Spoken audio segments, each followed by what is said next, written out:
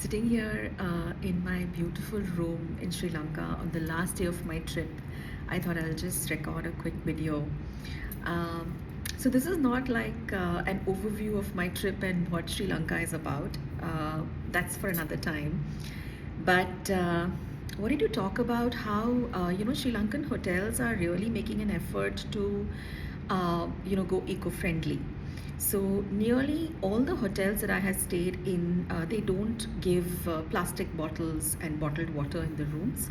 They give these refillable bottles, which are glass bottles, and they're filtered water. And I think that's a great step. They also have refillable jars of shampoos and conditioners and shower gels, moisturizers in the bathroom. So these are really great steps. Um, they also, request patrons who are staying for more than a night if they'd like to, just hang up their towels and reuse them rather than get fresh ones every day. Uh, Now, in my tours here, I realized that Sri Lanka is quite water rich. They have a lot of man-made lakes that cater to, their freshwater requirement. They have a lot of rain, so those lakes are nearly almost always full. And yet they are going the mile to introduce these little elements which would be eco-friendly and would help even the patrons and the guests adopt some eco-friendly practices, and I really would like to applaud and laud them for doing that. I think these are all great steps in the right direction. It is high time that we especially stopped bottled water. I am totally against bottled water, and time and again I have made pleas to my guests and to our patrons as well to avoid bottled water where they go. Carry a bottle with you that you can keep refilling and reusing. It really takes away a massive burden from cities that cannot handle recycling or don't have recycling facilities for this kind of plastic waste.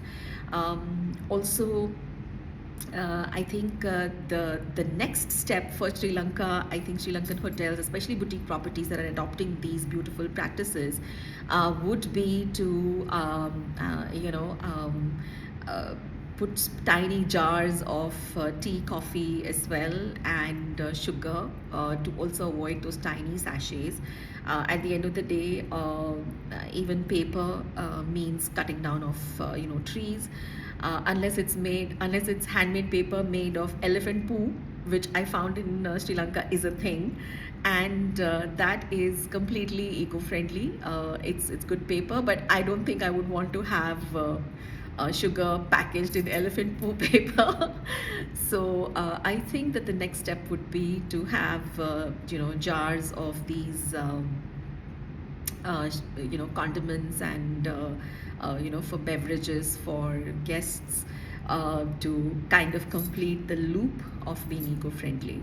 And as we always do at East India Travel, when we have guests traveling, we always send them an email with gentle suggestions on how they can, go eco-friendly on their trips, which by its very nature, traveling has a very high carbon footprint because of ATF, air turbine fuel and all of that. So how can we still reduce the impact of our travels on the destinations that we visit? So some of the points, of course, one is that switch away from bottled water and carry a reusable bottle.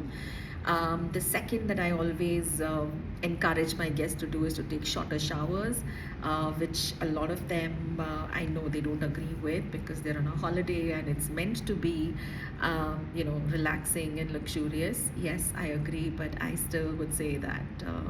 Shorter showers. All the hotels I stayed in this time, out of the 6 hotels, I think 4 had jacuzzis, which I didn't use for this very reason.